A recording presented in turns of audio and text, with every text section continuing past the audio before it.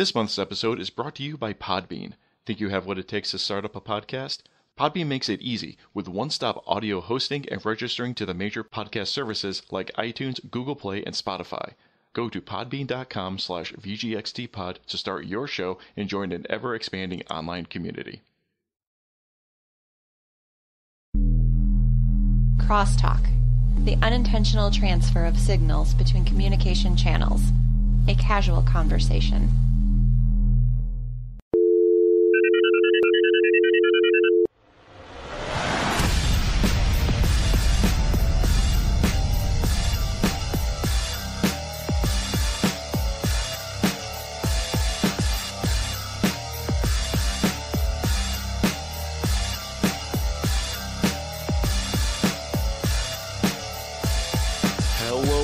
This is Videogame Crosstalk, episode 027, the monthly podcast of gamers talking about tech, science, and whatever else comes to mind.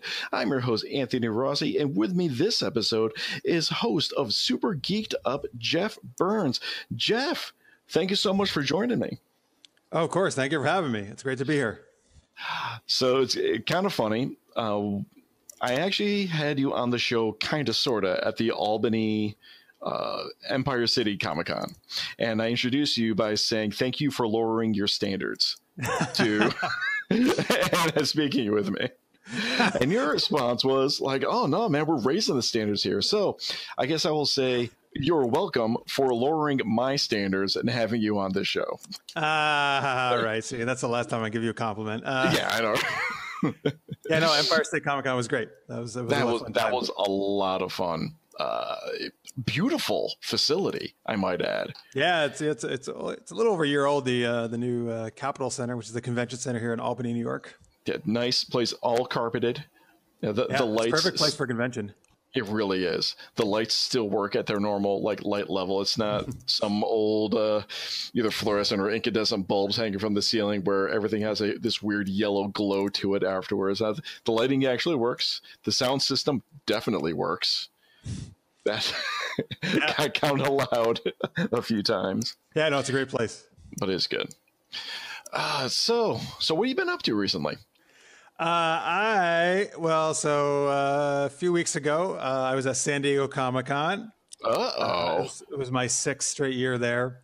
So obviously we're going to jump right into that. So what's going on over at San Diego? I love San Diego. I mean, I love the city. I love the con. So I do panels there every year, and we're very fortunate that this is the 3rd year in a row. We got to do our Super Geeked Up show. And that is awesome. So we got to geek out. We got to play a lot of cool improv comedy games with audience volunteers. That was super fun. And then I did a couple of tabletop RPG panels. So things about like Dungeons and Dragons and other tabletop RPGs, cool. Which are they're always well intended there. I saw something on Facebook that you're doing like an intro to tabletop gaming. One of them was called Amazing Tabletop RPGs for Beginners. So that was more geared towards beginners. And then the other one is a recurring one I've been doing. This is the 3rd year we did it at San Diego. It's called A Super Fun Guide to Dungeons and Dragons and Tabletop RPGs. So that's just kind of for anybody who's interested, if you're a beginner or a veteran to RPGs, just, talking about how to get the most fun out of it and just advice and that kind of stuff with some really cool people who have a lot of, good experience playing RPGs. That's pretty awesome. What kind of topics did you cover in that second one you mentioned, the super fun? So we talked about tips for creating characters and like characters you want to keep playing for, like a long time that you don't get tired of easily. We talked about like how to help everyone get along well at the table, because sometimes, there's conflicts. I mean, nobody really goes in wanting that, but it happens. Or people have different play styles, So we talked about how to like kind of get around that and, have everybody have it, working well together, having fun, because it's supposed to be fun when you play a game like that. Right. I'm actually thinking right now of like when you mentioned different play styles and everyone's here to have fun, but personalities and play styles begin to rub against each other. Not so much in the tabletop world, but back in the day when I was playing a lot of Borderlands 2 specifically, I am very goal oriented, I guess I'll use. Like, I want to get on with the missions. I do enjoy the story. I love listening to and having the story and lore develop around me. But I want to go. I have a limited time to play games. I want to go do stuff. And my brother would constantly be going to all the little vending machines and shops, looking at stuff, trying to tweak out his stats for, optimization, looking at his skins and appearance settings, trying to get that right look. And I'm like, oh my God, I'm going to just go in my own game and just leave you behind. Yeah. No, yeah, just different play styles. Yeah. Different goals. I mean, I understand and I can appreciate the setting up your character for absolute maximum efficiency. But like my personal play style will be, there comes a time where like I need to do something. I'm getting impatient a little bit. I got you. So did you have any tips for like helping people calm down if they're getting a little too impatient, trying to get back to the action rather than discussing things or tweaking out fine-tuning their character? I mean, I know one of the advice was actually came from Jennifer Kretschmer, who actually now gets paid to be a dungeon master for people. Nice. She's actually been on all the panels I've done for this kind of D&D stuff at San Diego. She always highly recommends what she calls a session 0, which is when you basically just you're going to play tabletop or wherever it's Dungeons and Dragons or whatever it is. So everybody get together and not actually play the game, but just go over stuff. You can talk obviously like the characters, and sometimes you can maybe help create characters in that session, but also just talk about how they like to play, what the expectations are. Kind of the DM can kind of maybe set some rules, as well, or how things should work. Okay. I do think that's smart. Actually, I think a lot that usually doesn't happen because people I get it. They want to get into start playing, but I do think it is actually smart to kind of try to everybody be on the same page in the beginning. Yeah. I haven't played like a tabletop RPG since like the late 90s. So we're talking like 2nd edition Dungeons and Dragons. So it's been a while. Yeah. Been a while. But as I've seen games progress and as I've matured personally, if you're going to be spending a large amount of time with someone in a very tactical, very involved setting, I easily see the value in a session 0. Yeah, absolutely. Just because, that's readily apparent to me. Yeah, and I mean personally, I always stress communication when if people ask me advice on that. That's what I try to do. I think just too often, not just in tabletop gaming, but in life, people don't want to bring up things that may be bothering them because nobody likes conflict, right? Okay. And they're afraid, and they bring it up like, oh, maybe the person will get mad, or maybe we'll get in an argument, and I totally get that. But I will say, the sooner you bring it up in a kind, honest, and open way that's not attacking, I think it's much better. And this is what I do in I have a game that we do every 2 weeks, a tabletop RPG. And we do that. Like, I think that we work well because that's what we do. Like, we'll bring something up, if something happened, we'll just bring it up. Like, very, again, not accusing anybody. We're just saying like, maybe what happened and maybe that bugged us a little bit. And hey, can we maybe do things a little differently and like, come to some kind of compromise that works for everybody. So I think it's just, be open about that kind of stuff and communicate. And that's really, I think, the key.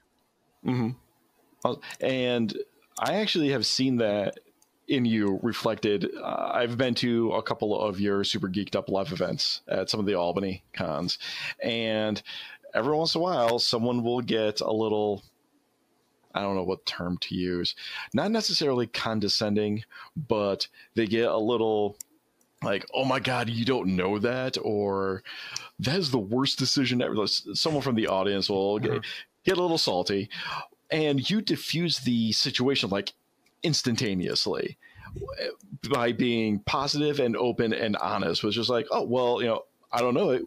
Explain it to me real quick, or something to that effect. Yeah. Well, thank you for that compliment. I appreciate that.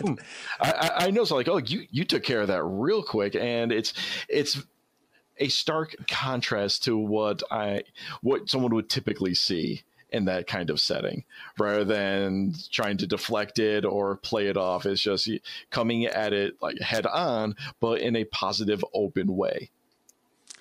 Well, thank you. I appreciate that. Actually, the biggest thing for me doing Super Geeked Up, and so for those listeners, I'm sure there's plenty of listeners who are not even aware of what that is. We'll get into that. Don't you worry. We'll get into that. Well, I'll tell you but yeah, for me, one of the biggest things is super positiveness, right? So I'm always, in fact, I do this throughout all my social media stuff. Like I'm always positive. I'm always positive on the show. For me, it's always been about, this is a safe place where you can talk about any geeky thing you love. And I don't care what it is. And I don't care if I love it or not. Like, I don't have to love it. I don't even have to know about it. If you love it and you want to talk about it, that's great. And I want to hear about it. And so I know, in a lot of online stuff, and even sometimes in the geek world, there can be kind of that, I don't know, almost shaming kind of stuff. Like, oh, what? You love that? Oh, that's terrible. And that has no place on our show. And we never do that. And that's awesome. That's what I always try to bring to it, because you shouldn't ever be ashamed of what you love. You should embrace it, and that's great. Cool. All right, so let's segue right into that. What is Super Geeked Up? Oh, thanks for asking. So Super Geeked Up is a live online geeky chat and improv comedy show. So I always pitch it as, it's like a geeky version of Whose Line Is It Anyway? If you're familiar with that show, I'm a big fan of that. So it's a mix though of, part of it was we just have we come up with these zany geek themed questions every week. Like, what would be your weapon of choice in the zombie apocalypse? Or what fictional alien character do you want to have sex with? Stuff like that. But then we also work in these improv games, and they're probably games you might have seen in other shows like Whose Line, but we put our own geeky spin on it. So one of my favorites is called Superhero Sound Effects, where we have the audience suggest like kooky sounding superhero, like made up superhero names to us, and then we do a scene resolving some ridiculous crisis, like, for example, like, the world's out of ketchup, or something ridiculous like that. I just need to point out to the listeners, when you crowdsource from a live audience, either through a streaming or at an actual like panel discussion setting, people just call out the most random things, and what you end up with is unique. Yeah, but it's usually gold. It's great, but that's a huge part of the show. The audience is a huge part of our show. It wouldn't be the same without them. So we take those suggestions, and it's super kooky stuff, but that's what makes it great. We love kooky stuff. And, so we would run that scene, and people would like create, some of us would be doing the scene, other people would be creating the sound effects that are in that scene. So like one time, I was playing something like Flatulence Man or something to that effect. I don't know. Right. So of course you can imagine what was happening. It wasn't that, it was some other name, but it was something about, not that kind of sounds. So anyway, but we do a lot of like just kind of geeky improv games, and particularly when we do it in person at cons, because we travel around doing it at cons. It's really fun then, because we're on stage, we get the audience to come up on stage with us. It's really a blast when we get to do that. There is something special about the live performances where the energy just like bounces all over the place in the room when things get moving quickly, or like when you have proper participation and you have a responsive audience. There is something magic that happens during that time. You know what I mean? Oh yeah, I totally agree. Now you can, when you're there, you can feel it, like when everything's just totally working and firing all cylinders. We have guests on our on stage and on our online version. But when the guests it's working and the audience is totally into it and they're laughing, and it's just great. Like in a week, I'm off to Dragon Con in Atlanta, and last year was my first time doing Super Geeked Up at Dragon Con. Okay. And that was like our best attended show. The room was packed. There was no seats empty. Nice. And that crowd was like awesome. Like they were just yelling stuff out. Like at one point we actually had to say, oh my God, we have to actually start calling on people I cannot hear. Like I had no idea what anybody was saying because everybody was shouting out things and suggestions. That is fantastic for a live show. Yeah, that was great.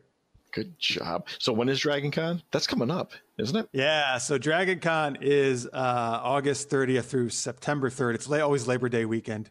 Okay. That and San Diego are my absolute favorite cons. So I can't say enough good things about both of them. And yeah, Dragon Con's super cool. It's actually a fan-run convention, which is so awesome. It's so well done. I do the most there of anywhere. I'm doing 13 panels. Good Lord. Yeah. So good for you. Thanks. Yeah, it's a blast. I love doing it. Besides Super Geeked Up and some of my other shows like DC Action Hour, and we're doing tabletop gaming panels. I also get this year. I'm actually I do a lot of moderating when I go to cons as well. Okay.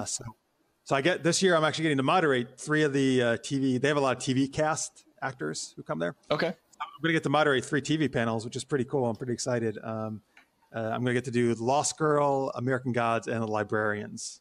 Ooh, that sounds awesome. Yeah. I have not watched anything of American Gods, but I know it's by Neil Gaiman, and I am currently reading the Sandman graphic novel series. So I have high hopes for it, or high expectations, I should say. And the previews that I've watched look amazing. Yeah, it's a really well-made show. And the acting's phenomenal. Is that on Stars? It's Stars, yeah. Okay. And you also said The Magicians? The Librarians. Librarians, okay. Sorry, whoops. Yeah, and I actually just binged that entire series in the last 2 weeks to get ready. But it's awesome. I love that show. It's so great. Okay. Nice. I'll have to go check that out then. So besides Super Geeked Up, and if I remember correct, I'm going off memory right now, you actually started with Super Knocked Up, correct? I did. All right. So obviously we got to talk about that. Yeah. I mean, well, before all that, I was making, filmmaker, and I was making short independent films. Okay. Let's go all the way back then. All right, so we don't have to. no, this is what the interview is all about. So when we're discussing stuff to get ready for this, you had mentioned that you're a filmmaker. So where did you get your start in filmmaking? I have no education in filmmaking. My education is actually in ancient history. That's what my master's degree is in. Oh, okay. Yeah. So I mean, I still think history is awesome, but I always liked telling stories. When I was younger, I would just write stories for fun, and usually kind of had some kind of sci-fi or fantasy bent to that. I was always into that kind of stuff and comic books when I was young.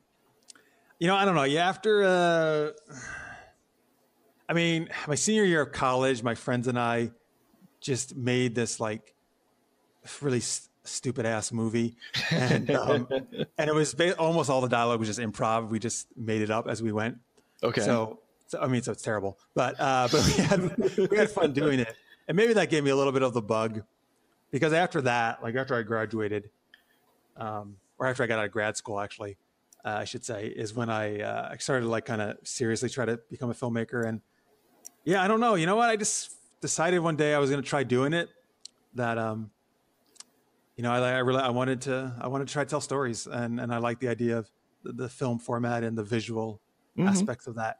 So so I just started writing, producing, and directing my own films, and I did a few of them. And I thought I got better every time I made one.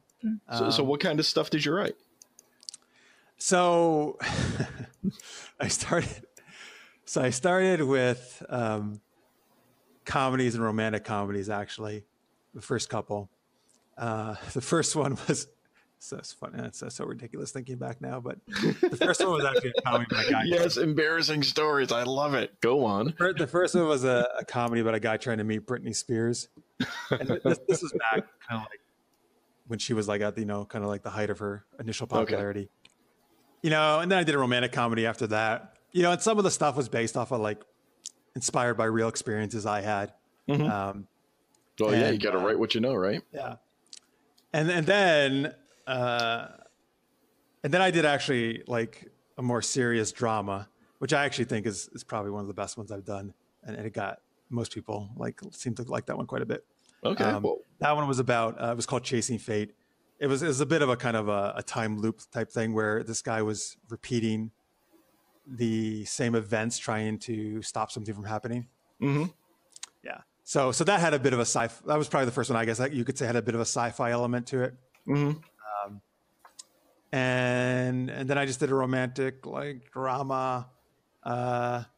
So it's interesting. Yeah. Most of those early ones had nothing to do with geeky stuff. And part of that was just that I was trying to do things that, were not too complicated to shoot. Okay. It didn't cost a lot of money because I was, it was just financing it myself. And obviously, look, you can do obviously sci-fi type stuff and not have to spend a lot of money, but it can get costly too if you start thinking about visual effects and stuff like that. Yeah, dollars stack up pretty quick. So after all that, I did 4 short films. I wound up taking this screenwriting course through a place called Screenwriting U, like for university. Mm-hmm. It was a super intense 6-month course where at the end of you did every day, we did an assignment and we wrote something. And at the end of the 6 months, we had a feature film written. So that's where the idea for Super Knocked Up came. And it was actually during the beginning of that course was brainstorming different ideas and deciding which idea you were going to take through the course. And so that's where the idea of, I was trying to come up with superhero things that I hadn't really seen done before. Mm-hmm. So the premise of Super Knocked Up is it's a super villain gets pregnant by her superhero nemesis, and then she has to try to raise the baby with her, enemy, her hero enemy. So it's an action comedy. Mm-hmm. And hilarity ensues. Yeah. So, I thought I was like, I thought that was a cool idea. When I pitched it to other people, they seemed to think it was really fun. Mm-hmm.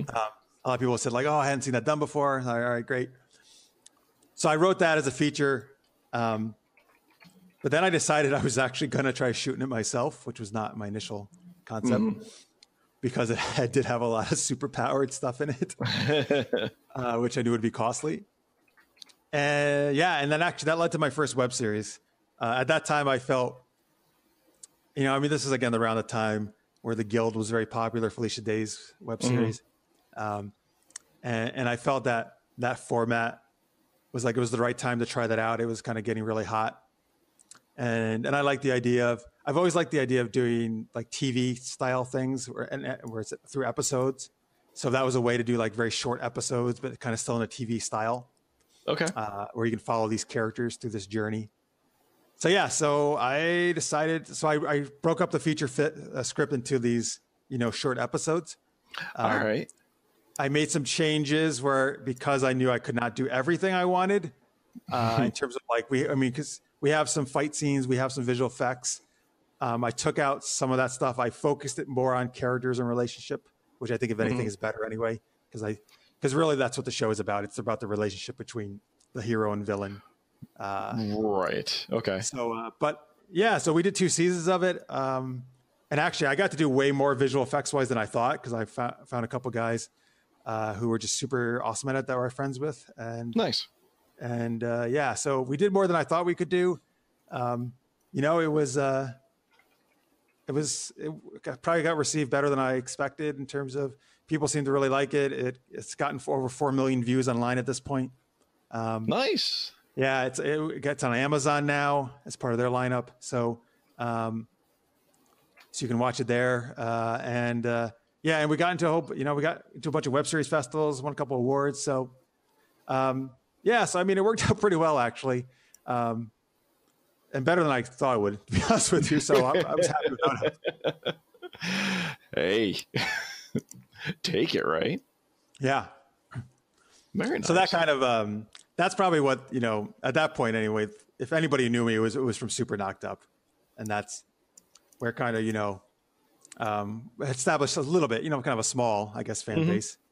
And then Super Geeked Up actually is a direct result of Super Knocked Up. I wanted to we had to do a lead cast change between seasons 1 and 2 for the super villain. Her name is Darkstar. She's the lead character. She's the one who gets pregnant. And so having an actor change is always tough on any series because the viewers get very attached, obviously to the actor who played season 1. So one of my ideas was, well, let's do like a geeky talk / chat show where I and my 2 lead actors, including the new actress who was coming in to play Darkstar, could kind of just reach out to the fans, kind of just have fun with them. They can kind of see us as people, get to know us. I believe strongly that part of people support something because they like the project, but also some of it is they just support it because they like you. They support the people involved in it. I can see that. Yeah, so that was the kind of idea. Like, if they could get to see the new actress and get to have fun with us, that they would want to, keep watching season 2 of Super Knocked Up. That seemed to have worked, and because everybody seemed to get right on board with her, and she did a great job. And nice. So that's where it was born out of. But then it has run long after Super Knocked Up ended. It's become its own thing. It was not improv based at all at first. It was more just a chat type show.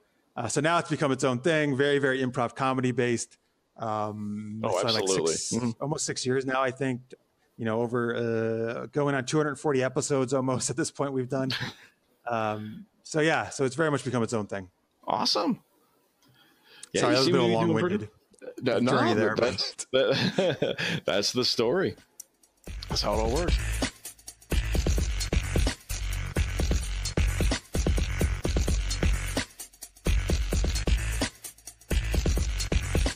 All right, so we're going to move into some science and tech news. We got 2 quick articles we can discuss real quick. So the first one we got is gene silencing to prevent disease. We're just going to take that one. So I'm going to edit a lot of this out, but just know that I just fumbled over my own tongue like 4 times. So gene silencing. And this is an article out of Scientific American. And technology gets first drug approval after a 20-year wait. So they've been working on this for a while. And the idea behind this is that this is like the latest in genetic manipulation. And what they're doing is, and the article does a pretty good job of explaining, dumbing it down to the common man's language. But I think the key paragraph, a couple of sentences, is it's known as patisserin. I think that is the name of the procedure. So it sounds like pissing. Yeah. Right at the top of the article, U.S. regulators have approved the first therapy based on RNA interference, a technique that can be used to silence specific genes linked to a disease. And what the idea isn't that they're necessarily going after the disease itself. They're actually going after a gene that causes what we refer to as the disease to occur. So in this case, there is a rare disease called hereditary transthyretin amyloidosis. Wow. I'm just not working the HTA. Well, who can pronounce all those things, man? Yeah. Every once in a while, I'm able to spit them out pretty well, but tonight is not my night. But what this therapy is actually doing is, rather than like getting rid of the disease, what they're doing is they've isolated the protein in RNA that contributes to the possibility of a mutated form of the protein transthyretin to accumulate in the body, which in turn impairs heart and nerve function, which is obviously bad. Mm-hmm. So this is a pretty cool development because, like I said, it's not necessarily a drug that fights the disease itself. It's not like a virus or a bacteria or a fungus or other type of pathogen or parasite or anything like that they're working on. It's actually manipulating the RNA so that certain, I don't know if I want to call them deficiencies or the diseases themselves don't manifest. So any thoughts on that? I mean, that sounds amazing. Yeah, if they're able to do that, that's fantastic. Yeah. So are you saying it's only right now for this like one specific disease? Yes, right now it's only for this one specific disease. But I assume the idea is that they might be able to do this in other diseases in the future. Absolutely. So moving down the article a little bit, the drug's approval means that pharmacology textbooks will need to be rewritten.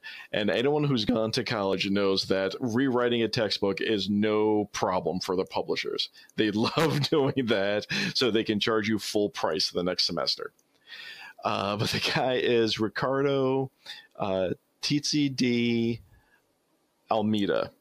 And I am apologizing for my horrible pronunciation right now. But Ricardo is at the University of Brasilia, and we are inaugurating a new pharmacological group. Wow, this is just going to be terrible tonight. I apologize for my pronunciations with this news item, but he goes on to say, we will have many more such drugs in the coming year. So yeah, right now it's only for the mutated protein, and they're looking at silencing the gene that contributes to the mutation.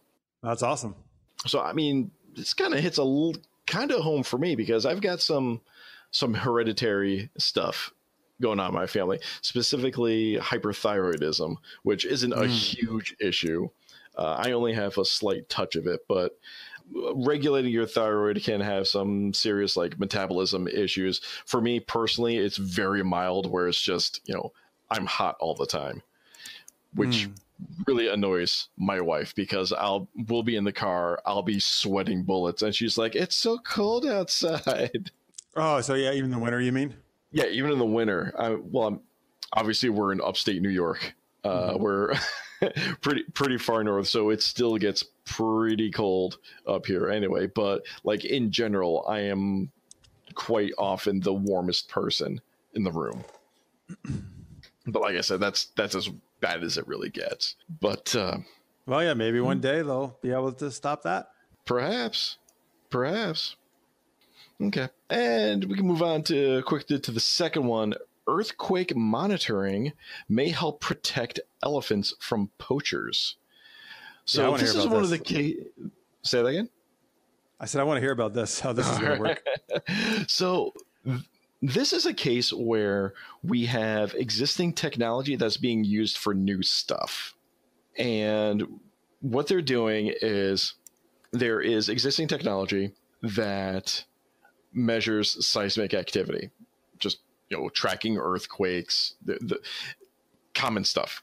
Well, I don't want to say common, but it's well enough known. Like we track earthquakes. We do that. But what they have started to notice is that elephants rely on more than just sound, like the trumpeting and stuff like that. They also respond to subtle gestures.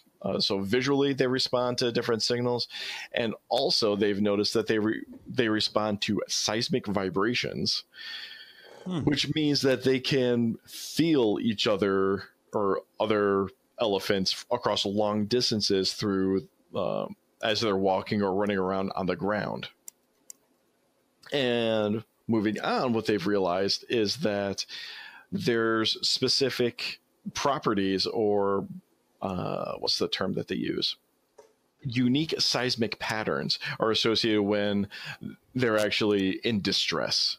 So a combination of their trumpeting and how fast and how they run around actually has a unique pattern or set patterns to it.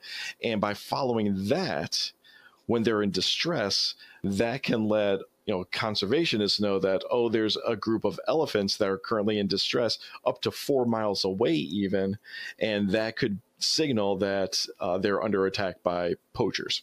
So are you saying they could, so the technology can be used to know if they're in danger from poachers? Correct. That's what they're trying to work out. Yeah, so based on... and so then they could send people to stop the poachers? Yes. I was wondering if it was going to be like where they could send seismic signals to warn the elephants to go away from the poachers. Nah, that'd be working in reverse. Right now, they just have sensors out there. Yeah. I mean, this is cool too. Yes. But yeah, I mean, poaching for elephants' ivory has been like a huge issue for a ridiculously long time, but it's the situation where, yeah, everyone sees the value in maintaining the species, but if you can make a quick dollar, you know, depending on how desperate you are, and we all know that you can pretty much get anything you want off the black market, right?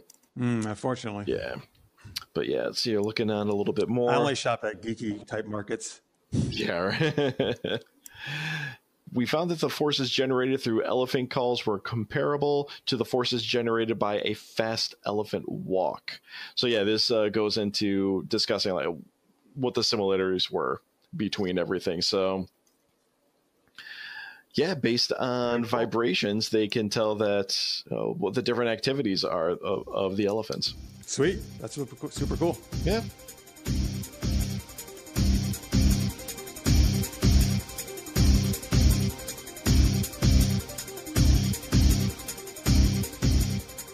All right, time for an Audible interlude. For you, the listeners of Videogame Crosstalk podcast, Audible is offering a free audiobook download with a free 30-day trial to give you the opportunity to check out their service.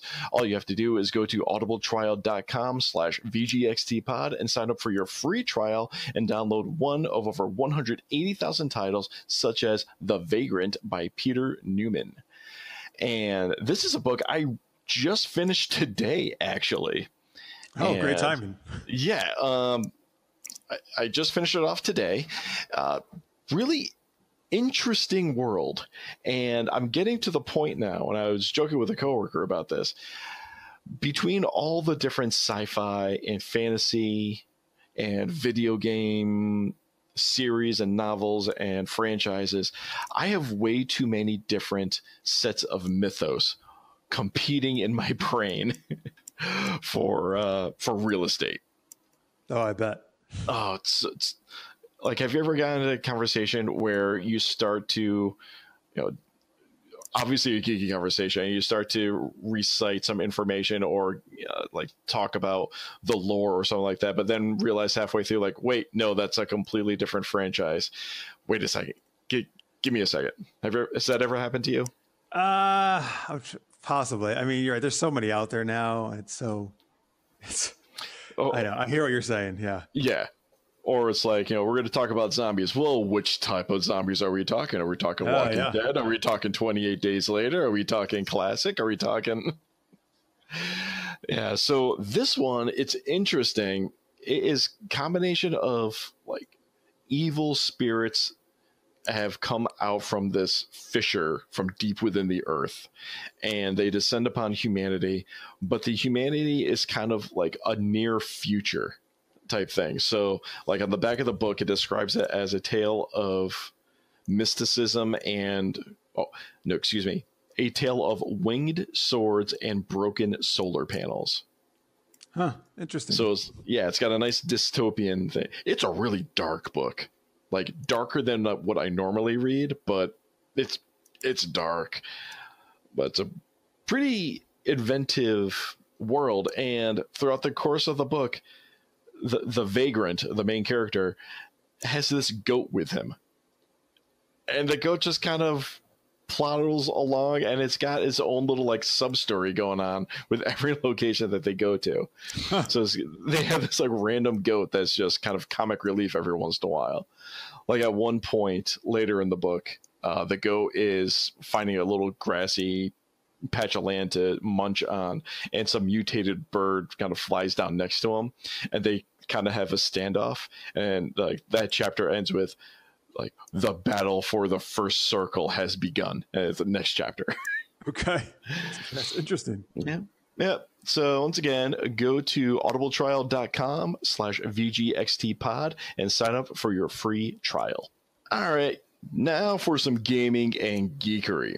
I got a list of articles here, and the first one is a new segment I'm going to try to start promoting on here, and I'm going to call it Capital Region Unlocked. Kind of playing off the whole capital region. That's what we call the area surrounding Albany, New York, here in upstate. And the concept of video games being region locked. So I'm kind of smashing them together to form a super gimmicky name known as Capital Region Unlocked. And this article is, Yeah, the link that I pulled from is actually from the New York State website. And it is Albany County-based video game developer to add 115 new jobs and has been granted money for expansion of their studio. And that studio, as I've mentioned in previous podcasts, is Vicarious Visions. So, Jeffrey, you familiar with them?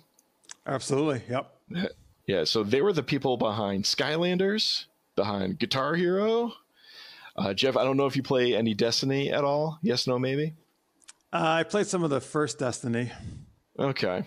Did they? I didn't know were they involved with Destiny? Yeah. They are owned by Activision.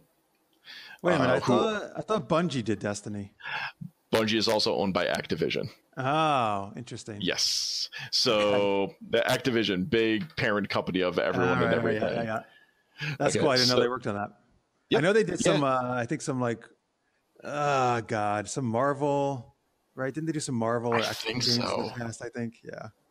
I think so. I don't know if they did the mobile game. I thought they did like some of the action, like RPG type games where you got the, I don't know. Anyway, go ahead. I can't think of the name of it. Hold on. I'm bringing up their Wikipedia page right now. Oh my God, they've done a lot of stuff. Yeah, they've done a lot of Nintendo, like Game Boy, Nintendo DS. Yeah, Guitar Hero, Kung Fu Panda, all the Skylanders games, Crash Bandicoot. Oh, I didn't know they did Crash Bandicoot. That's awesome. Yeah, Vigilante 8. Oh, Tony Hawk Pro Skater 2. Yeah, so they've done a lot of stuff. So most recently, they were involved with Destiny 2 in the Warmind expansion. So I would say the most recent expansion, there's another expansion coming out in like 2 weeks, which personally, I'm on Destiny 2 Blackout right now until that drops. Can't wait. But yeah, it was very well received by the community, and they are getting like a lot of money. So like I said, they've been in the capital region for nearly 30 years, and they're going to be bringing 115 new jobs to the area. That's a lot. That's a lot for one studio. Like, they are not a huge studio. I mean, all the respect to them, but like they're more like an indie studio that's just owned by a big AAA conglomerate type of thing. You know what I mean? Right. Yeah. Yeah. So the company will be investing more than $7.3 million to move. Oh, they're moving as well. And they're going to fit out a new 44,000 square foot studio space. Sweet. And yeah. I've been to the building where, not in their place, but I've been to other things in the building where they are. That makes sense for them to move. Yeah, it's a nice, quaint little spot. But when I was laid off for a little while, I picked up some temporary work in their building. That's why I was there, in that building for temp work. There it is. Oh, sorry, puppy. Probably doing the same stuff. Probably, actually, yeah. Measured progress. Yep, you got it. Yeah. Grading state exams for a little bit as temp work. Yeah. That's funny. Yeah, it was soul crushing. That's a whole nother discussion. But yeah, so it's they've been there for a while, so they're moving out, going to be going into Colony, which is one of the neighboring cities. But they're bringing all sorts of stuff. And one of the reasons why I want to start talking about Capital Region is they're at the hub, basically, for video game development in the area. There's a bunch of other like little smaller studios. Up in Saratoga, it was called Mad Glory, and they handled a lot of back-end stuff for game development. And like one of my earlier episodes, like going back to close to like episode 4 or something like that, actually I had one of their developers on. And past few months, they were actually bought out by PUBG. So they are now a PUBG studio, helping out with that. And also, I mean, we have RPI, the Rensselaer Polytechnic Institute, and the geek is strong in that school. Oh yeah, it's very strong. Yes, absolutely. Yeah, the geek is very strong over at RPI, and it's popping up around here. I've been trying to get over, if time will allow me. We have the Tech Valley Center of Gravity, also in Troy, New York, where it's like a gaming and geekery like make space. Like they have meeting rooms, they do weekly like game development seminars and stuff like that. They have like a 3D printer that you can rent out. Really cool stuff going on. So all sorts of stuff happening in the capital region. I'm going to try to keep a closer ear on like any news that pops up and hope to pop it into this podcast. But right now, the big one is Vicarious Visions. They are expanding like crazy. So good for them and the home team. Anything else you want to add? That's great. No, but that's great to hear. Yeah, it's super cool to have a studio that's doing such well-known work in this area. Mm-hmm. Yeah, it was. I think I mentioned this before, but it was so weird watching like Destiny videos. It's YouTubers talking about the development and lore and stuff like that, and like internationally known, I should say, like Myling Games and My Name Is Bife, and to hear them reference Vicarious Visions in New York just like made me go cross-eyed for a bit, because to me it's just this local little indie studio that, you know, with a little bit of pride in the capital region, but to hear them like be referenced and congratulated on such a large scale is just awesome. Absolutely. It's great. Moving on to more video game news. God of War is the fastest selling PlayStation 4 game ever. And in this article on CNET, it quotes it at... Wait, is this God of War 4?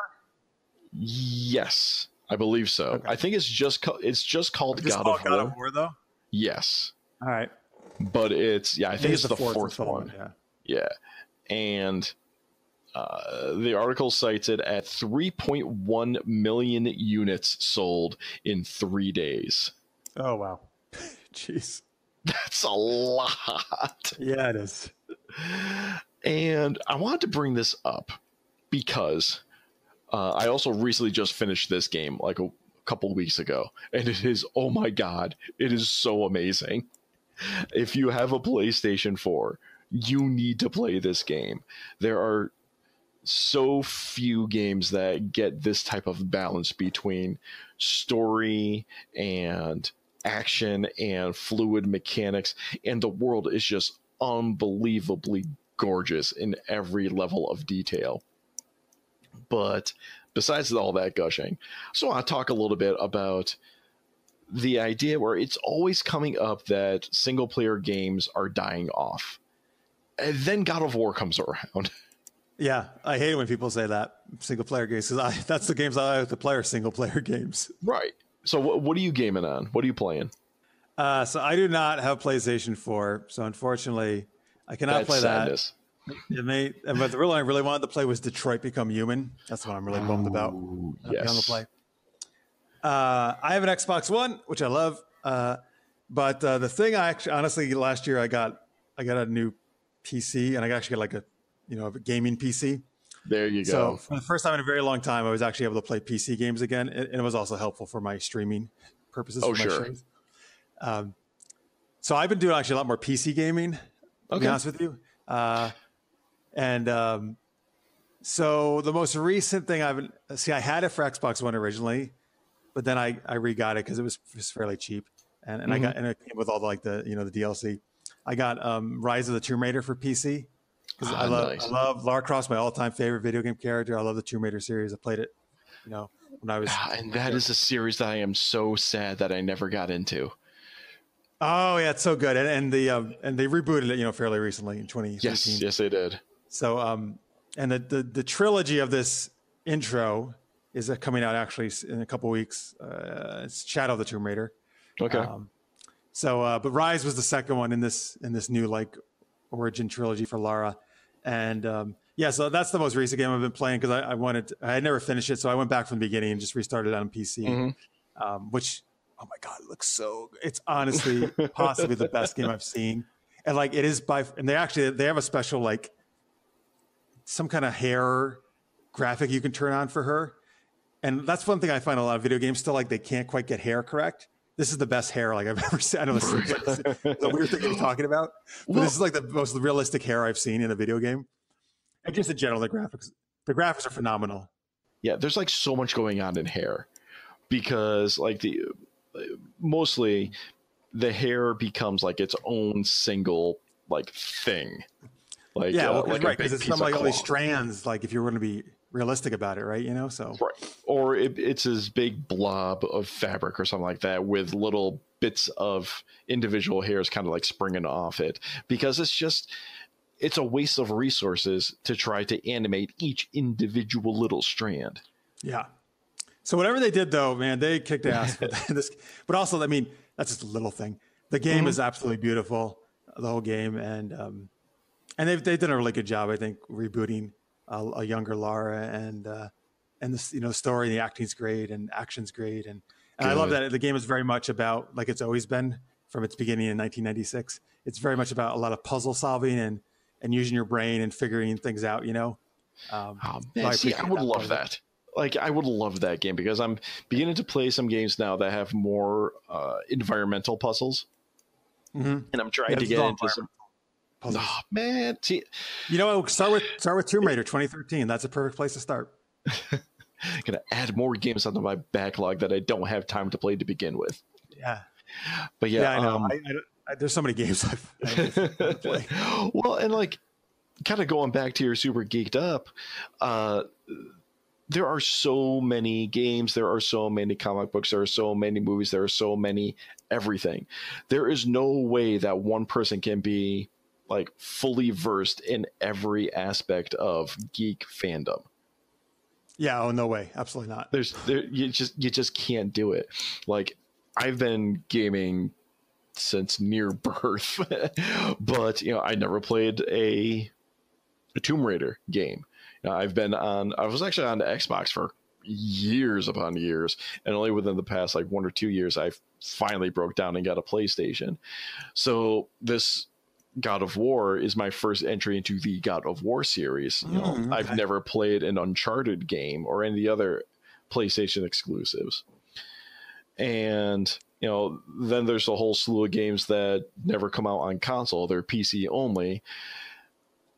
There's just way too many. And I'm just recently, with the past 3 or 4 years, actually started getting into comic books and graphic novels. So I'm way behind the game on that. But I mean, hey, it happens. But there's back to there's way too much stuff. But back to the article. What other like single player games do you enjoy? So I'm a big RPG fan. That's always been my favorite type of game on video games. So for example, if it's not my favorite, it's way up there. The Mass Effect trilogy. There you go. Yes. That's like, those are just, I mean, in my opinion, it's like epic sci-fi storytelling at its best. And I just, it's so amazing. I'm like nodding my head over here because that's great for audio only presentations, right? But I'm totally agreeing with you. So I mean, I just, BioWare in general is my favorite company. So the Dragon Age series, you know, I love. Knights of the Old Republic, as you know, back in the day, was one of their earlier ones. Is just one of the best RPGs ever, too. I feel the best Star Wars game ever made, as far as I'm concerned. All right. So so there. I mean, single player RPGs have always been my like bread and butter. Nice. Do you ever get into the Bethesda games like Elder Scrolls or Fallout or those? I tried to play Elder Scrolls Oblivion. Okay. And I couldn't stand it. And I tried to play the Elder Scrolls Online, which was okay. You say I had a real bad experience with that. Most MMOs, unfortunately, I like them, but I don't stick with them that long. Like, unlike a single player, usually the story is just not quite enough to keep me going. You know? Yeah. No, I had the character development. Yeah, I had a bad experience with Elder Scrolls Online, where I don't know if it just didn't install properly or what, but one of the first quest givers glitched out of my game, and I couldn't actually start any quests. Oh, that sucks. So I'm like, I can keep going to this one area and beating up all these wolves and get next to no XP because I'm supposed to be actually doing a mission or something. I turned my Xbox off and on a couple of times, came back the next day. Like, I can't do this. But Elder Scrolls in general and the Bethesda games, they're just so huge that I absolutely love them. But if someone says like they get overwhelmed or it's just not their style, I also totally get it, because you can get overwhelmed almost instantaneously going into one of those games. So yeah, RPG is an action adventure usually what I play nowadays. Back when I was younger, I was very much a fighting fan. So Street Fighter 2, Mortal Kombat 2. Oh, sure. They were like huge for me back then. Yeah. Well, back in the days of the Super Nintendo, it was you would get a fighting game, and like that was the quote fighting game that you would play type of thing. Well, yeah, between Mortal Kombat and Street Fighter 2. Or if you're like my cousin, you had the turbo controller, you were able to do the like the heavy, what was his name? E-Honda palm strike really fast just by holding down the button. Like you didn't have to tap it, you could just hold it? Yeah, he actually had like the super third-party controller. Yeah. He just turned on turbo, he just hold down the button. So yeah, single-player games, definitely not dead. Going strong. Good, I hope it keeps up that way. Yeah.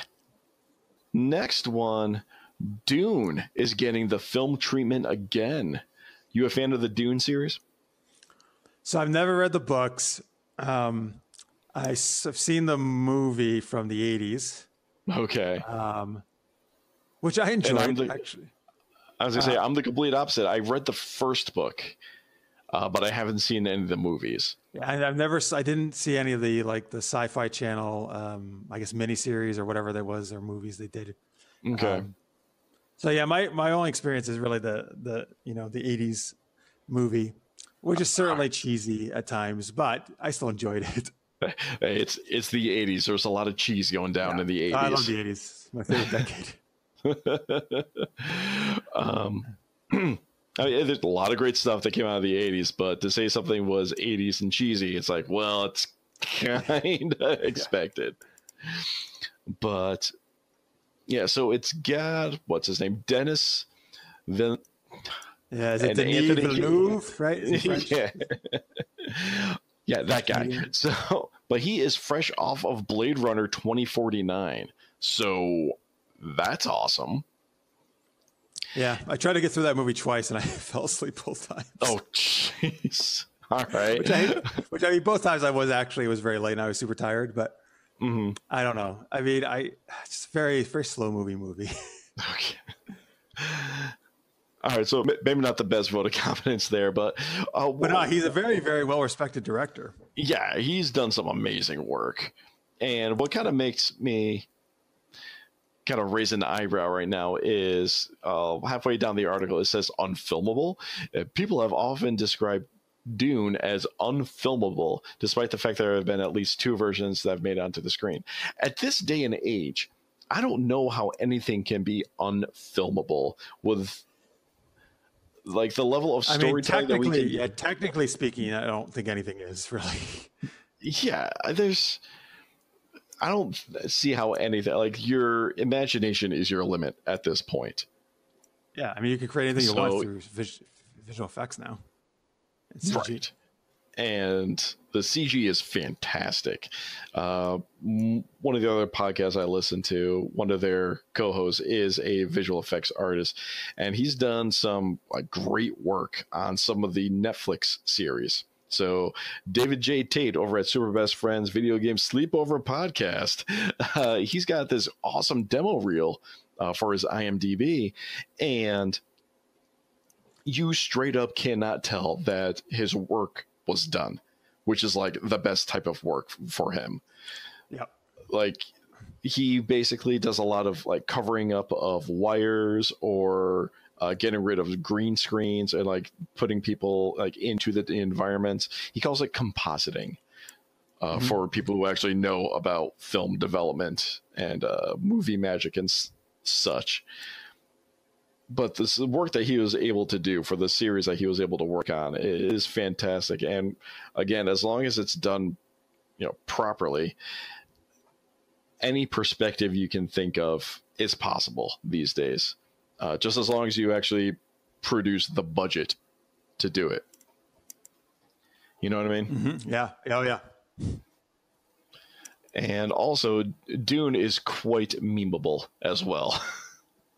Once you read the books and like watch the movies, the whole the giant sandworm, and I've recently seen one with the recent heat waves coming through, where people are saying something to the effect of, "I'm not saying it's hot out, but a couple of freemen just tried to reclaim my water." So who tried to reclaim the water? A couple of freemen.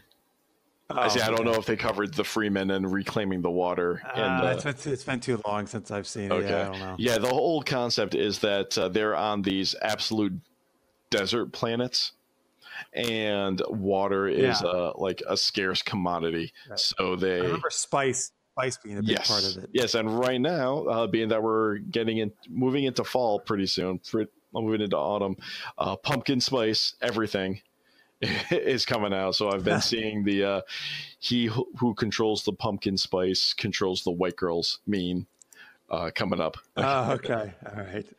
Yep, so that's directly from Dune.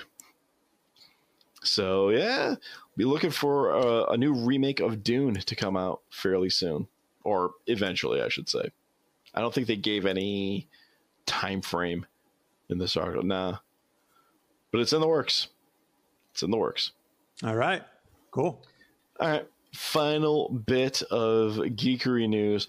Doctor Who confirmed to return to screens, quote, by October, end quote. So you a Whovian? I'm actually not. I used to be. So when I was a kid, I remember watching the fourth Doctor, Tom Baker. That's everyone's favorite. Like, if you are a longtime Who fan, you love Tom Baker. That's basically how everybody says that. So I remember watching that as a kid, though, and enjoying it.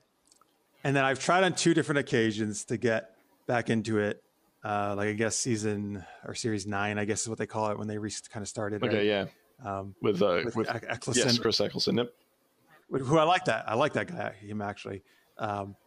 Yeah, I just could. I don't know. I just can't quite get into the style that they do their stories in. You're breaking my heart. But look, I mean, we talk about it. I know, but that's the thing. Right? That's the thing. Like everybody has different tastes, right, and different things they love. But I mean, we certainly talk about it plenty of times on Super Geeked Up because I know a lot of people do love Doctor Who, and so certainly a bunch of our fans do. Well, it's pretty awesome that they finally bring in a woman to be the Doctor. Yes, I'm glad to see that. Yes. Very happy to see that. And I love the tagline of "It's about time." Like, hey, I get it. Time Lord. All right. Yeah. And also, they have also recently revealed the new sonic screwdriver, which looks weird to me.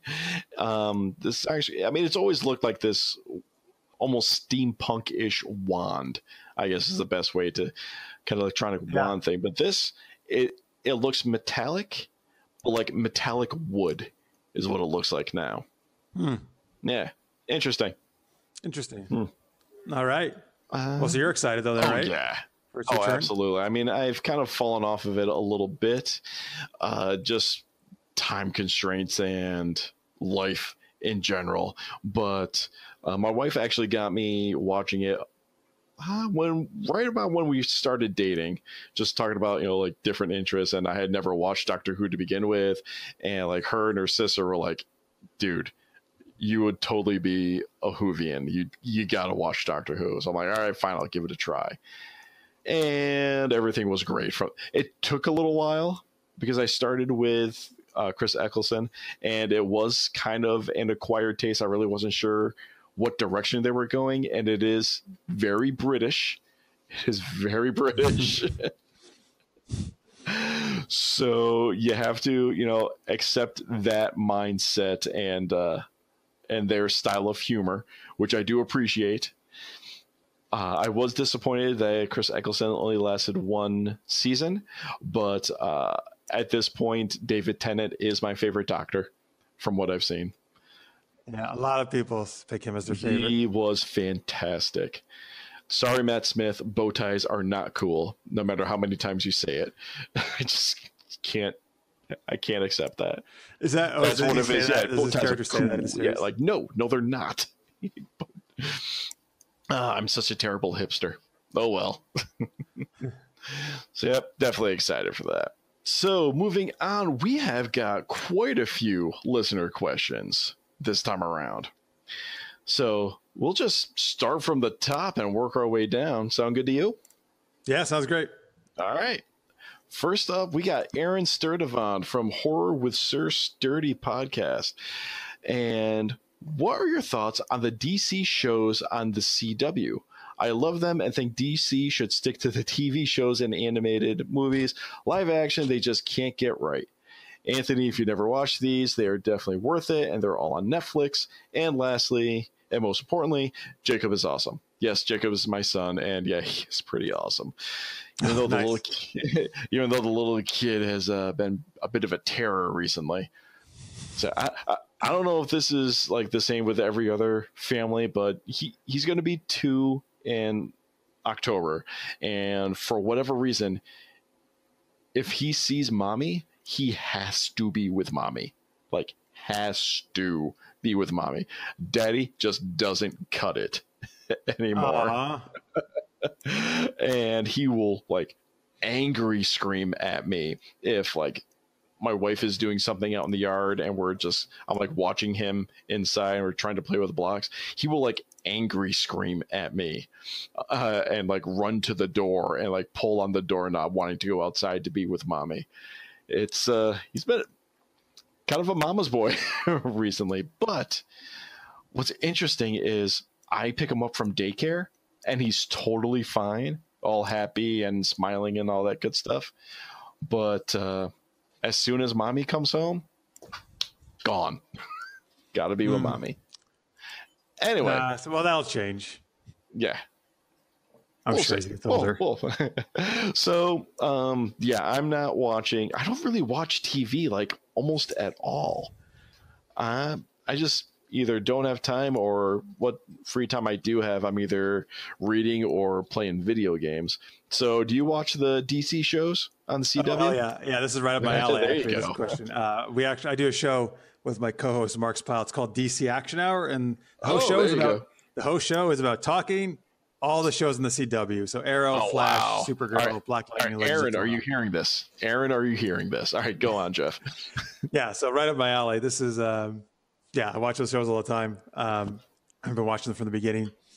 So my thoughts, and please go listen to DC Action Hour. Give it a watch. You can just hear more of our thoughts. But my thoughts range all over the place. You know, I mean, when we talk about them, there's stuff we love, there's stuff we don't like as much. You know, and so we break that all down. But nice. The Flash had been my favorite show on TV the first 2 seasons. It was amazing. Loved it. Okay. I still liked it the last 2, but I don't think it was up this as good as the first 2 seasons. Still very enjoyable. You know, and I've been Supergirl actually was my favorite last year. Okay. So Supergirl just finished their 3rd season, and I thought that was the best one they've done. Actually, I think they've gotten better every season. They're doing a really great job over there in Supergirl. Oh, that's good. That's good to hear. Yeah, that's a good sign. Obviously, when you should be getting better every year. Well, it's hard to outdo yourself every once in a while. Like, oh, we need to go bigger and better this year. Oh, we need to go bigger again. And sometimes things get a little hokey. But Supergirl seems to be pulling it off. Oh yeah, for sure. Arrow is the longest running one. It was the first one on CW. It's they've done 6 seasons. Okay. So again, first 2 are amazing. Arrow has its ups and downs. Like most people will tell you, season 4 is the worst season. I generally agree with that. Last season 6 was also not. Here's the thing: like they did some cool stuff, but there was some stuff that just drove me and my co-host crazy that they did. I was like, why are you doing this? Like what? What were they doing? They did this big thing that permeated almost the entire season, where so Arrow started mainly just him, but as it's gone on, like there's a whole team Arrow now. So there's all these other like heroes and vigilantes fighting alongside him. Okay. And there was like So there became this like my co-host Mark's called it was like their kind of version of Marvel's Civil War almost. There was like a Civil War within Team Arrow. And so we had like kind of original Team Arrow and then what I called whiny Team Arrow. Because all they did was whine all the time and it was super annoying. And they were just the whole season was just them like bickering and fighting and hating each other. And I'm like, this is so I don't want to see this. This sucks. And everybody's whining and please stop. And they finally did it the season finale. And I hope that doesn't continue because I maybe want to not watch the show anymore. Ooh, okay. But I think they actually got a new showrunner now this coming season. So I think hopefully they're going to, because they did have a nice kind of, everybody got along again at the end. So hopefully it'll be good season 7. And yeah, those are the main 3 for me. I haven't seen all of Black Lightning or Legends of Tomorrow. So what I've seen of Black Lightning is very well done. Legends, I always joke on the show because we have viewers who love Legends as their favorite one. And Legends is such a goofy show. And for me, it's just like there's so much stuff they do that makes no logical sense whatsoever, which sometimes I'm okay with, but sometimes it just goes too far. I will say that show also though keeps improving each season. Okay, that's a good sign. And they've had some very, very good episodes that I've liked a lot on that show.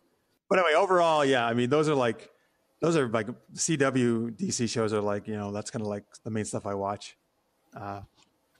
Cool. Yeah, great question.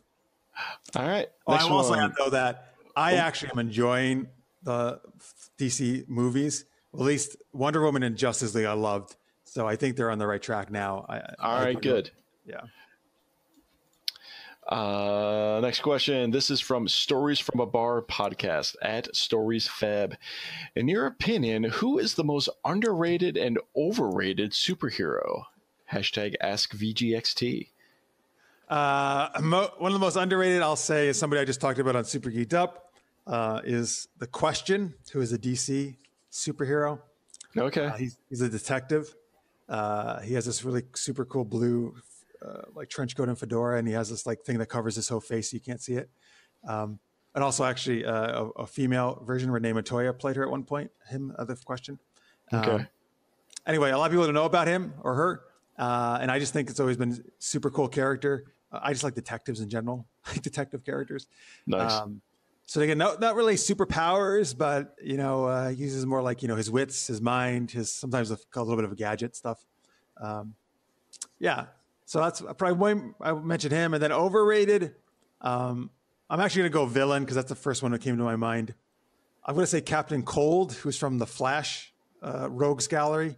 Okay.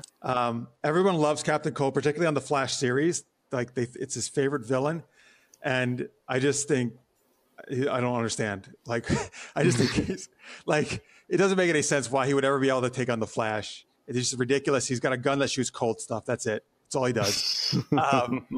He's supposed to be this genius mastermind, and I don't see that at all either. Like criminal mastermind. So I don't know. I think he's so overrated. Yeah. I don't know. It's tough for me because, like I said, I just recently got back into, I should say, the whole superhero, supervillain scene. So, like, the majority of what I know are your standard, like, your X-Men, or like the super popular of the DC and Marvel universe. So it's really tough for me to have an opinion either way. I will say that I am just not a fan of Superman, and this is going to be blasphemy, like, to the entire comic book world. But the idea, I get that he's supposed to embody everything that's supposed to be great and American and all that other, patriotic stuff. But it's just, he can fly. He's got super strength. He's got laser eyes. He's got freezing breath. He's bulletproof. He's near invincible except for this one random mineral from outer space. And I don't see any entertainment value in watching someone who basically can't be defeated. You know what I mean? That's usually the knock against Superman, is that he's overpowered. Yes. And I get that. I totally get it. Like Superman's not my favorite, but I always have liked him. And it's mainly because of who he is as a person. Like I think his moral character, I think he represents the best of who we should be. Yeah, and that's what people tell me when I kind of go on my little rant. That the idea of Superman is less focused on his abilities and more focused on his general character. Is that a fair assessment? Yeah, that's how I like him, and why I've always looked at him. Yeah. All right. Moving on to the next one from Carrie Johnson, at Carrie Johnson 919, hashtag Ask VGXT. Hey, Super Geeked Up, who would you most love to feature on your show and why? That's a great question. Actually, Carrie and I know some other of our loyal viewers sending questions, so thank you guys very much for doing that. Yes, thank you. Yeah, Jeff, you send out quite the tweet storm to get some questions in, and your community responded. Very loyal community. And I definitely appreciate that. Oh, sure. No, thank you, everybody out there. This is a great question. I actually had to think about this because there's a lot of people I would love to have a guest on Super Geeked Up, but the one that's going to the top of my list right now is Gal Gadot, because she is Wonder Woman, and I honestly think she is the perfect Wonder Woman. Like, I've always liked Wonder Woman, but now like Wonder Woman is shot up to like the top of my list pretty much. All right. I think also to the writing and the directing of that movie, but it's just like, it was perfect, I feel, or near perfect. Like it really that's kind of like how I envisioned Wonder Woman should be. She just perfectly portrayed her. It was also nice to see with all this, there's a lot of dark stuff in it. There's a lot of dark stuff in the world, but there's also a lot of dark stuff reflected in TV and movies now and entertainment, I feel. Oh, yeah. Like the past decade or so of movies have gotten really dark, and I can truly appreciate that because I would never watch any of the comic book movies like prior to the Christian Bale Batman movies because they're just too campy for me. So I'm really appreciating the more not always dark, but more realistic approach to realistic's good. I'm actually not a fan of all this dark stuff because I'm kind of sick of it and I want more light stuff. Okay. But I love Wonder Woman is the embodied, kind of like in a way what we're talking about with Superman. She was the embodiment of this movie, I think, of like a true hero, like trying to always do the right thing, the right moral compass, and just someone everybody could look up to and try to emulate. Nice. So, I think, and actually last year at Comic-Con, Hall H in San Diego Comic-Con is their biggest hall. It seats 6,500 people. Okay. So that's where they put all their big things. So they had a Justice League panel last year before the movie came out, and all the actors were there. And they did this kind of thing where they came up from the back, but as Gal Gadot actually, I was sitting there videoing it because I video the panels for a company sometimes. Okay. And she walked right in front of my face, literally inches away from me. Oh my God. Yeah, and I don't usually actually freak out that much with celebrities, but for that I was like, because I didn't even know she was passing me. I was like, oh shit, that's Gal Gadot. I was like, okay, that's awesome. Okay, awesome. Yeah. All right, next question from Judge Greg at Judge Greg is Law. What would you like to see in the next generation of video game consoles? And Judge Greg, I don't know, dude. Like, for me personally, my eyes aren't the greatest to begin with. And I am yet to purchase a 4K TV. So, like, higher end graphics and sound are going to be lost on me, personally. Oh, because you're saying you're not going to have the requisite technology. Because I can't see that well to begin with. So having better graphics just isn't going to work for me. What I would love to see them do is start focusing more on just raw horsepower in the generations to come. Just raw horsepower, just so we can get that frame rate up and stable and not have things start clipping in the background, because even now, like, I have a regular PlayStation 4. I don't have a PlayStation 4 Pro. I just have the regular one. And depending on what size, like, environment I'm in and how much detail is in the environment, I still get a little bit of clipping here and there. So yeah, focus more on raw horsepower rather than having the development side try to get into more, granular graphics. What about you? What do you see for the future of gaming? See, I'm thinking more of the graphic side. I guess. Right. Well, for me, I guess whenever a generation of consoles come out, usually the first thing that leaps out to me is how much better the graphics look compared to the last generation. However, I think the problem may be we're at a state now that the graphics are so awesome right now. Yes. I don't know actually how much. Like, I feel the next generation is not going to be the same leap that we usually see because I don't know how much more can you do, you know? Yeah, it's like I can definitely, even watching YouTube videos on my phone, I can tell the difference between like someone who recorded in 1080 versus someone who got some 4K capture. Even on my phone, I can tell that difference. Oh yeah, like I actually I do have a 4K monitor for my PC. It's not a great one, but because I don't have a lot of money. But I can. But here's the thing: putting that, like, I actually, whenever I can, I'm playing the games at either 2K or 4K, whatever I can handle. The system can handle. But there is a huge difference if I'm doing 4K versus 1080 on the game. I'm like, oh yeah. Me, sorry for the language, but I'm like, yeah, I can see it, man. Like, oh sure. Yeah, I'm not doubting that. I'm not trying to say that I can't tell the difference between 1080 and 4K. I'm just saying that going beyond that, it's going to be lost on me. But, yeah, I guess they have 8K now, right? Mine or something. 8K. Well, God, I was reading an article a while ago, and yeah, 8K is the thing, but that's when you're getting into like actual movie theaters, so they can have proper resolution on a 20, 30, 40 foot screen. It's not necessarily residential. It's a commercial application. Yeah. I'm sure it'll come eventually. It'll come because why the hell not? Kinetic at Kinetic knows. Oh, and by the way, both Judge Greg and Kinetic are part of the Enthusiasts community. So Judge Greg does the Real Hero Talk and Kinetic does Behind the Lines Radio. Who's your favorite Star Trek captain? Jean-Luc Picard. Yes, sir. Likewise. I'm not a huge Star Trek fan, but what I do remember and what I have watched, Jean-Luc Picard, he does it with class, he does it with style, and Patrick Stewart is just like an awesome human being in general. Yeah, absolutely. I am a huge Star Trek fan, but yeah.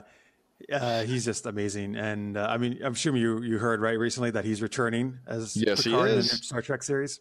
Yes, he is. So we got a new Star Trek series. He's not going to be captain, correct? He's going to be kind of like an advisory role or consulting role. I don't know anything about it except that he's playing Picard. He is playing the character Jean-Luc Picard, but I don't know for certain. I don't know why he would still be a captain at his age. Yeah, right.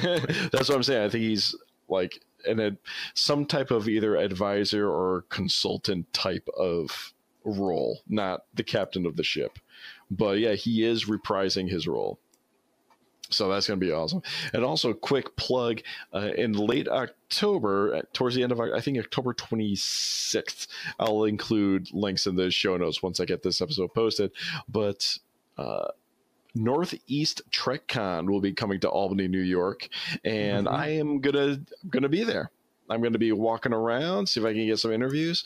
Like I said, I'm not the biggest Trek fan, but aside from Star Trek stuff, they're also going to have plenty of other artists, and they're going to have scientists as guests as well, talking about their research and work. So definitely going to be heading on over there. Again, late October over at the Albany Convention Center for Northeast TrekCon. So we'll check that out. Yeah, actually, the first Northeast TrekCon, I actually did most of the programming for that and most of the monitoring. Did you? Yep. Okay. Nice. Yeah. I think his name's Jerry. Contacted me. Yep. Jerry Silber. She's great. Yeah. He's a good friend of mine. Nice. Yeah, I've been talking to him a little bit, trying to get things situated. All right. So next up, we have Maria Elena Duran, and she's got 2 questions. Yes, Maria, we were able to get your second question in before we started recording. So the first one is, excited to see Super Geeked Up on the podcast. Why did you start Super Geeked Up? I'd love to hear the story. I think we covered that in the beginning. We did, yeah. So I guess we already answered that one, right? we had foresight there. Nice. And second question, the question is, as it came through on Twitter, share your creative process or tips to writing a comic book or web series. Do you storyboard? #AskVGXT. Yeah, that's a good one. So in terms of the story, I've actually never storyboarded. The main reason why is I have no artistic talent in that regard. Okay. I mean, in terms of drawing. And I feel like they would be completely useless because it'd be so bad. That may not be true, but I do a lot of outlining. I do certainly come up like in terms of full shot lists and that kind of stuff. And I do actually draw. So I do like sometimes what I call camera plots, where you'll draw like you'll draw the location you're in, almost like a floor plan of it. Okay. And where the actors will be, and then you like draw like where the different camera placements would be for all the different shots. Okay. So I do stuff like that. In terms of, I guess, just creative tips because I did actually, we didn't talk about this, but I did a comic book version of Super Knocked Up as well as a tie-in to the web series. Okay. Which if you go to supergeekedup.com, you can get that. It's kind of like almost like a prequel in a little bit way, or it kind of leads directly into the web series. If you're doing a superhero web series, I would say what I had to do, I think makes smart, is don't focus it on the powers and the action, but on the characters and the relationships. Like I had to change some of my story for that when I decided to do it on my own out from the feature screenplay. But I think that actually made it better. For me, at least, anything I watch, I keep watching it because I care about the characters and what's happening with them, right? And how they're developing and where in the whole story.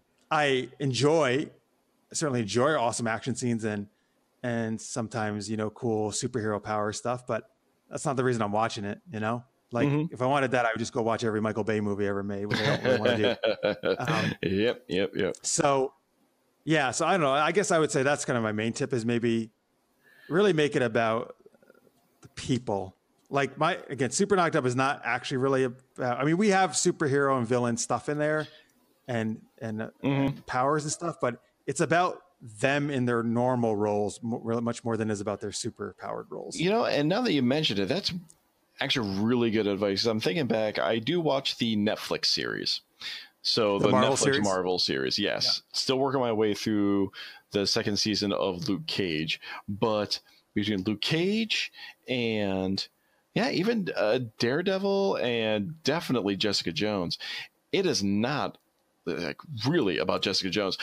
It's not about her super strength at all.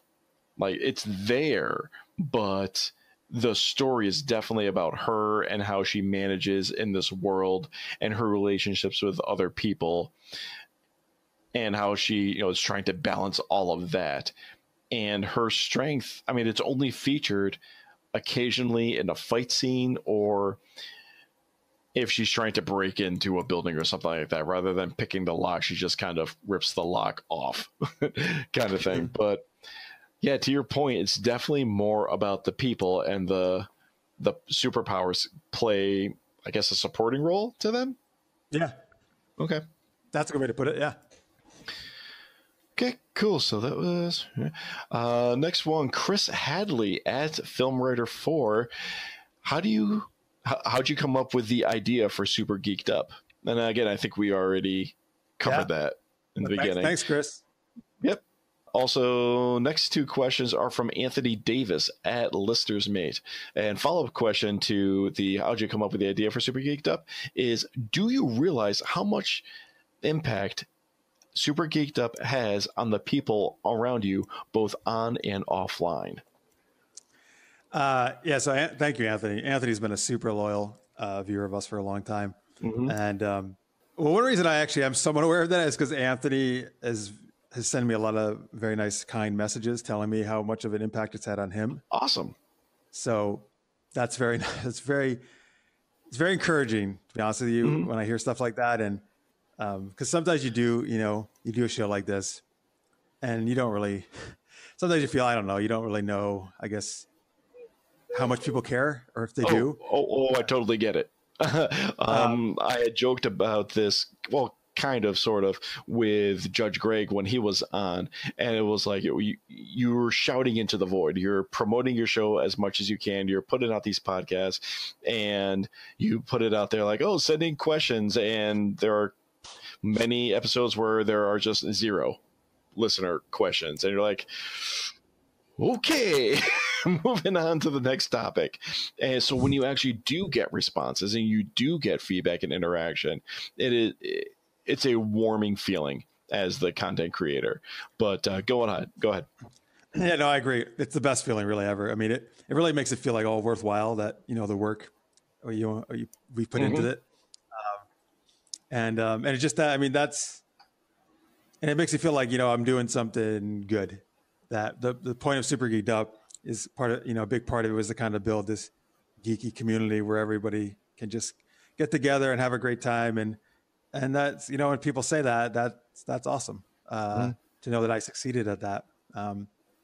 And, we do our show live. So, and we have, it's not huge, but there's a very loyal viewership that's every week there with us live in our chat. And that's very encouraging to see that. And they're the most awesome people ever. They're always super positive, supportive of not only me and our guests, but also of each other. And they've gotten to know each other. And here's the thing. I always say, like, I never like view them as fans, but as friends. Because honestly, most of them I've actually become friends with through doing the show. Nice. I've started to become friends with a few of the people that I've had on the show as well. It's pretty awesome. I think that's the way to do it. All right. And for his next question, #AskVGXT, here's a question for Jeff. Orion Slave Girls, Jennifer Walters, a.k.a. She-Hulk, and the Wicked Witch of the West. Which is the best jade-skinned goddess? This is the perfect question from Anthony, because Anthony loves green-skinned women. All right. You get that with your bad self. I understand. I'm not dissing that. Like, I get it. Like, I'm green skin, blue skin. That's good. It's good stuff. Out of those 3 choices, I'm definitely going to go with Jennifer Walters, She-Hulk. Nice. She-Hulk rocks. Actually, I should chose She-Hulk as the most underrated, because She-Hulk I don't think ever gets the recognition she deserves. She's, super powerful, but she's also super smart. She's a lawyer. She's really intelligent. Yeah, she's a lawyer in real life. In real life, but in her non-superhero role in life. Okay. Honorable mention. And she's funny though too. Like she used to, in the comics, she would sometimes do this fourth wall breaking, like and stuff. Nice. All right, last listener question from El Hawkes at 303 Ninja. Jeff, where'd the idea come from to take Super Geeked Up on the road? #SVHD. And I joked about this before we started recording. Basically because that's what you do when you're a rock star, right? Well, yeah, thanks. That's I like this. That's what it was. Maybe someday. Yeah, that's Josh. Thanks for the question, man. You know what? Yeah, I've been doing it online for a while before we ever did it in person at Comic-Cons or other festivals. I don't actually know. I was going around. I've been going around to Comic-Cons trying to promote Super Knocked Up for a while and getting tables and stuff and booths. And I thought at just one point I was like, the show I'm doing, wow, it seems like it'd be perfect to do in a person setting on stage. Like, it seems like it'd be even better actually that way. So why don't I try it? So anyway, I started submitting it to cons, and honestly, I was very surprised actually at how many of these like really huge cons actually let us do the show there when they didn't really know much about us. And now, now that we've done it more and I've got kind of more reputation for doing a good job stuff, it's easier. But yeah, it's kind of just that. All right. All right, and now we're going to move into the final question, Joe. Oh, yes. Thank you. Thank you so much. And feel free to send more questions, even when Jeff's not on the show. Yes. Love to hear from you guys. I absolutely love to hear from the community. So going to move into the final 5 questions. And these are the final 5 questions of every episode. The first 2 are always the same. The last 3 have a theme. They range from irrelevant to irreverent. Here we go. First question, coffee or tea? Neither. I don't like either one, so I'm going to go milk. Yep. Moving on to the second question. Do you play any tabletop games? Oh, hell yeah. Yeah, you do. Yeah, a whole bunch. Dungeons & Dragons is the one I played the most. But I love the Fate system of games. It's actually my favorite. Actually, the company Evil Hat, which makes this, has been super kind to us, providing tons of prizes when we go to cons. Oh, nice. And yeah, so Fate, probably a little bit of what's called the Cypher system. We're actually just about to start a Conan. There's a new Conan RPG, fairly new. Oh boy. Yeah, we're about to start a new game of that. And that's actually, I played that a couple times. That's really fun. And Edge of the Empire, which is a Star Wars RPG, I think is really cool too. Cool. All right. Third question. And the next 3, they're all going to revolve around the concept of Super Geeked Up. So, all right. This question is, one of the games that you play that I've enjoyed watching is called Universal Translator. Uh-huh. So it's one of my favorites. I have 3 potential fake. All right. So first we should describe Universal Translator. You have you and your co-host at the live show, and you have to bring up audience members who can do a fake language. Yeah, like Klingon or Ewok or something like that. And they just kind of speak some gibberish in their fake language, and you make up dialogue for them. Exactly, yeah. And it is hysterical, especially if whoever the volunteer is can do some really good vocal inflections. Some of the dialogue that comes out is hysterical. So let me know if anyone has used these languages or if you would consider accepting them into your show. Okay. First one, interpretive dance. We've never done that. That's hilarious, though. Wow, that's a good idea. Oh, I got 2 more for you. The next one, scat. No, scat. It's kind of. I'm trying to think. Like skibidi blah blah blah blah. Oh yeah. Oh, that's a great idea too. God damn it, I didn't think of any of these. And the last one is super cynical. Nihilistic poetry. No, we've definitely never done that one. I don't think we will do that one. However, I do like that and interpretive dance. Okay. Fourth question. So in the realm of super knocked up and the idea of a superhero and a super villain having a baby together, which of these superpowers would you consider an either dominant or recessive trait? Oh, interesting. Yeah. So ESP, would that be a dominant or recessive? Hang on. ESP is that when you get like vision, or you the future, or no? What is it? I think that's when you can read minds. Read minds, right? Okay. Read minds. Well, because of people like Professor X and Jean Grey, I'd probably go dominant. All right. Some powerful people have that. Okay. Stretchy limbs. Oh, that's recessive. Okay. Telekinesis. That's dominant. That's a cool power. I would like to have that power. Super smell. What? So now, like you can smell things. You can smell things well, or you really smell bad yourself? Well, the idea is you can smell things really well. Oh, that's recessive. Okay. And spiritual projection. So like you can project yourself across large distances. I'm going to go recessive on that one too. All right. And finally, so it is Super Geeked Up. So what is your favorite soup? Oh, jeez. These are very creative questions. I've never been asked these before. I like a good vegetable beef soup. Good choice. Yeah. Usually if I'm at the restaurant and we're going through the soup list, if I hear New England clam chowder, I'm like, you can stop right there. That's your choice? That's my choice, yeah. Nice. All right, and that is all the time we have for this episode. Time for end of show plugs. You can follow me, Anthony Rossi, on Twitter, Instagram, PS4, and Twitch at Hypersyntax. That is HYP3RSINT4X. Or you can follow the podcast directly at VGXTPod on Twitter and at Facebook.com/Videogame Crosstalk. Or finally, you can visit the website at VideogameCrosstalk.com for blog and all sorts of other fun stuff. As for my guest, Jeff, where can our beautiful listeners follow you around? So at Super Geeked Up on Twitter. Love to hear from you there. We're Super Geeked Up on YouTube and Twitch.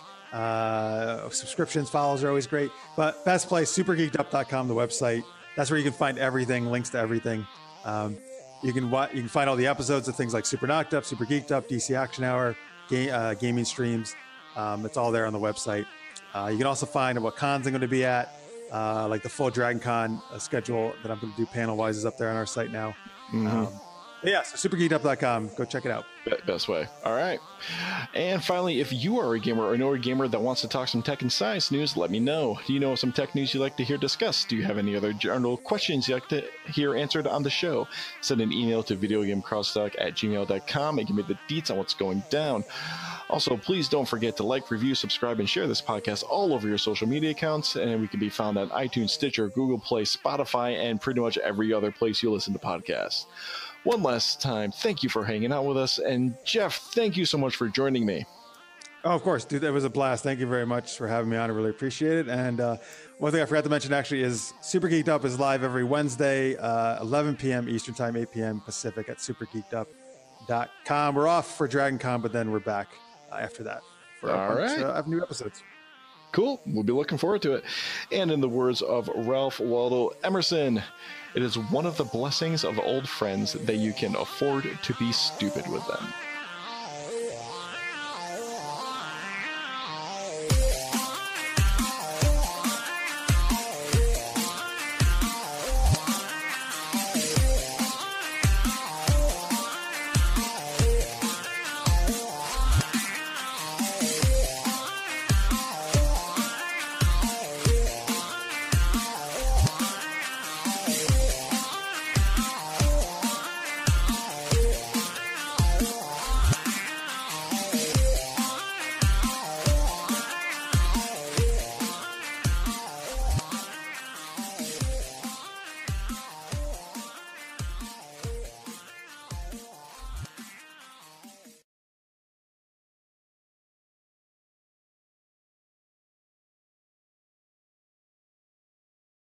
The first one is gene silencing to prevent disease. Or, excuse me. Yes, genes. Let's try that again. The first one we got is gene silencing to Wow, I can talk. You got it right the first time. Yeah, really. So, okay, so it's gene silent.